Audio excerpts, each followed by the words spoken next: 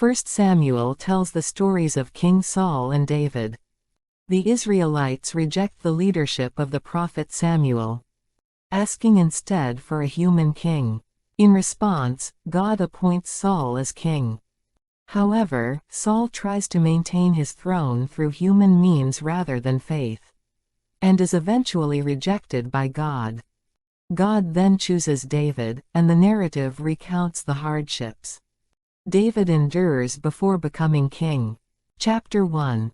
A woman named Hannah is deeply saddened by her lack of children and earnestly prays to God, vowing to dedicate her son to him if she is blessed with one. God hears her prayer and grants her a son, whom she names Samuel. After weaning him, Hannah dedicates Samuel to the Lord. Chapter 2. After Hannah dedicates her son Samuel to God, she praises him. There is a record of the curse regarding the sons of Eli the priest, who treated the sacrifices in the temple lightly and defiled the sanctuary. God declares that he will establish a faithful priest instead of Eli's sons. Chapter 3. When he grows up in the house of the Lord, Samuel receives a message from God, conveying the impending judgment on Eli's household. Chapter 4. War breaks out between Israel and the Philistines. The Israelites believe that bringing the Ark of the Covenant to the battlefield will secure their victory. However, they are defeated, and Eli's two sons, who accompany the Ark, die as prophesied. Upon hearing the news of their deaths and the capture of the Ark, Eli himself falls and dies. Chapter 5. The Ark is taken by the Philistines. The triumphant Philistines move the captured Ark through their towns, only to experience plagues and disasters wherever it goes. Eventually, the Philistines decide to return the Ark to Israel. Chapter 6. The Philistines, following their own customs, send the Ark back to Beth Shemesh on a cart pulled by cows. The people of Beth Shemesh look inside the Ark and many die as a result. Chapter 7. As Samuel grows, he calls the Israelites to gather at Mizpah, and to return to the Lord wholeheartedly. The Israelites heed his call, removing Baals and Ashtaroth and serving only the Lord. When the Philistines attack the repentant Israelites, God grants Israel a decisive victory. To commemorate this, Samuel sets up a stone and names it Ebenezer, meaning, "Thus far the Lord has helped us." Chapter 8. Samuel led Israel as a judge, but the people desired a human king like other nations. Their hearts desired a human leader over God, and eventually, God granted their request for a king. Chapter 9. Saul, from the tribe of Benjamin, was searching for his father's lost donkeys when he encountered Samuel. Samuel anointed Saul as the king of Israel. After receiving the anointing, Saul became a new man through the Spirit of God. Chapter 10. However, when Samuel publicly selected Saul as king, Saul, shy and hesitant, hid among the baggage. Despite this, he was proclaimed Israel's first king. Chapter 11. As king, Saul later led Israel to victory against the Ammonites, establishing his rule. Chapter 12. God punished the Israelites with thunder and lightning for their demand for a king, warning them of the hardships under human rule. Samuel urged the people to serve the Lord wholeheartedly, warning that abandoning God would lead to their downfall. Chapter 13. Before a battle with the Philistines, Saul, waiting for Samuel, prematurely offered a burnt offering. This act of disobedience led to God rejecting Saul. Chapter 14. Saul also made a rash oath during battle, commanding his soldiers to fast and threatening death to any who disobeyed. When his son Jonathan unknowingly broke the fast, Saul's foolishness was exposed as the people prevented him from executing Jonathan. Chapter 15. Continuing his pattern of disobedience, Saul again defied God's command by sparing the Amalekite king and the best livestock, leading to God's final rejection of him as king. Chapter 16. God then instructed Samuel to anoint David, the youngest son of Jesse, as the next king. Chapter 17. David visited his brothers on the battlefield and heard Goliath's taunts against Israel. Filled with righteous anger, David confronted Goliath and killed him with a stone. Chapter 18. David, who killed Goliath, is given a heroic welcome. Chapter 19. However, because of this, Saul judges David to be a threat to his throne and seeks to kill David. Led by jealousy and an evil spirit, Saul repeatedly attempts to kill David, but fails due to God's intervention. Chapter 20. Jonathan, realizing Saul's strong murderous intent, helps David escape, and makes a covenant of peace with David, promising to look after each other before parting ways. Chapter 21.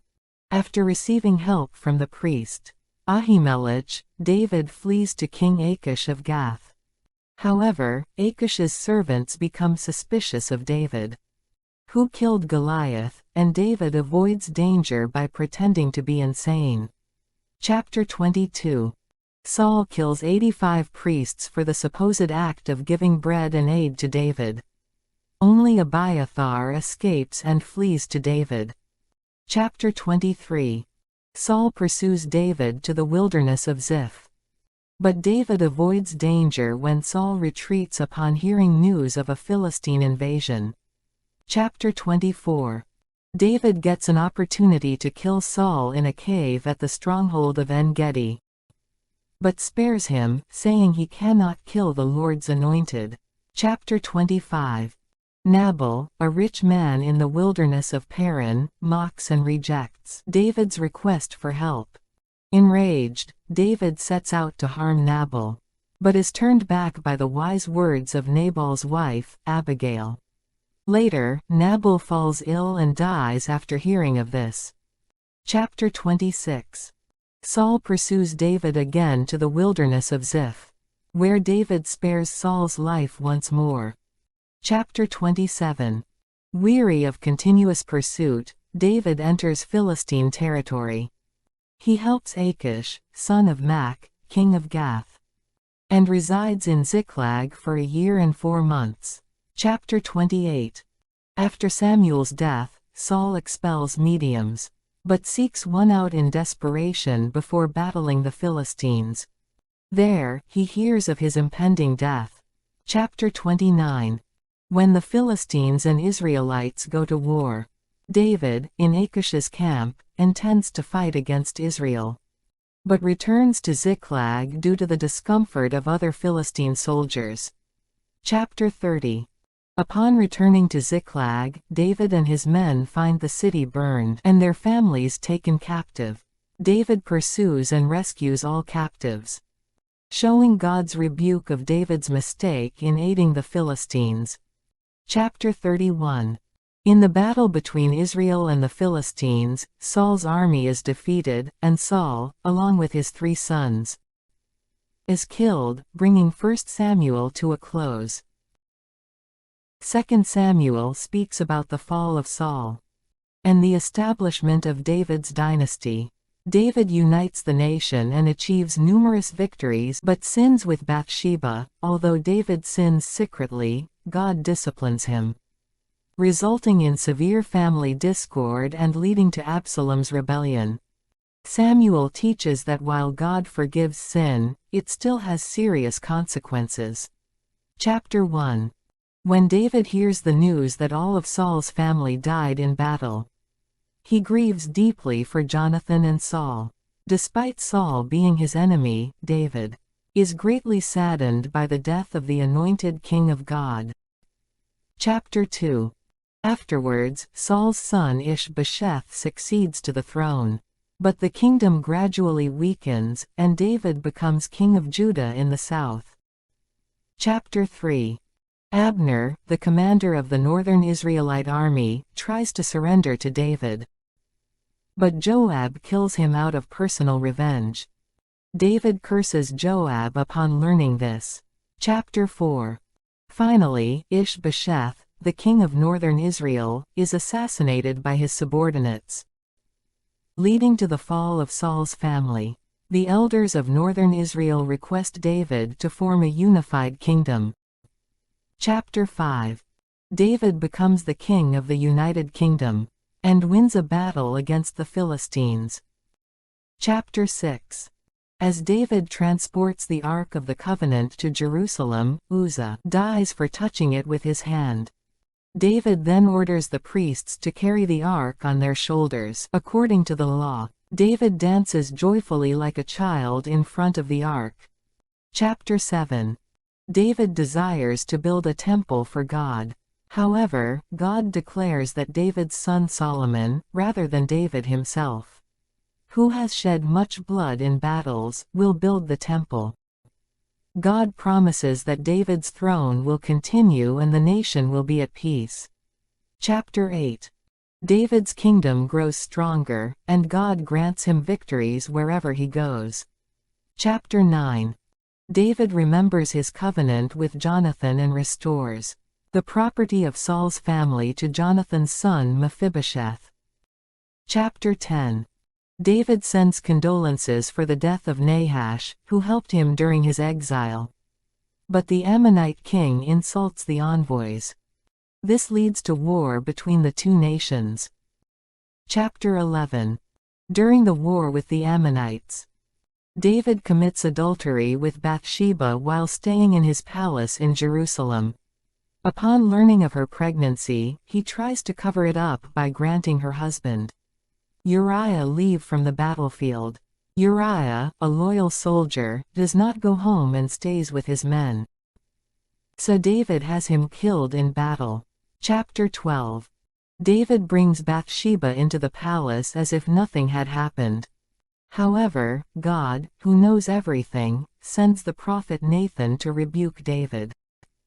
David realizes his sin and repents immediately.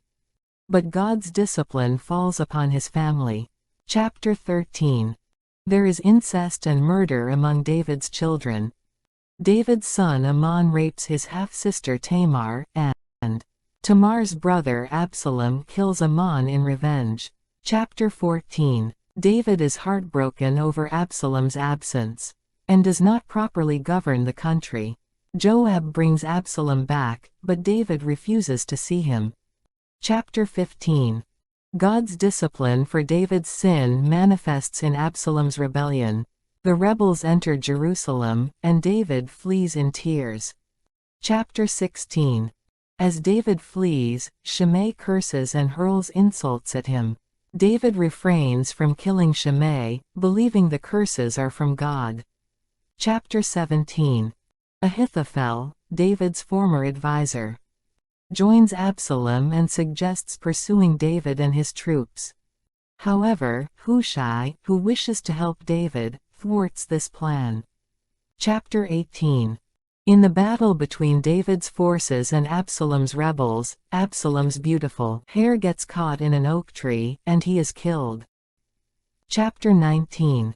David mourns deeply upon hearing of Absalom's death. Chapter 20. God's discipline leads to another rebellion. Sheba, a supporter of Saul's family from the tribe of Benjamin, rebels and is killed. Chapter 21. During David's reign, there is a 3-year famine due to Saul's unjust killing of the Gibeonites, with whom Joshua had made a covenant. The Gibeonites demand 7 of Saul's descendants, and David hands them over, ending the famine. Chapter 22. David praises God for delivering him from all his enemies, and thanks God for his victories in battle. Chapter 23. David recounts the contributions of his mighty men who helped establish his kingdom, listing the names of Joab, Abishai, and Benaiah, among others. Chapter 24. David conducts a census and is rebuked by God, facing 3 choices of punishment: 7 years of famine, 3 months of fleeing from enemies, or 3 days of plague. David chooses the plague, resulting in the deaths of 70,000 people. The book of Samuel ends with the people's deaths from God's plague.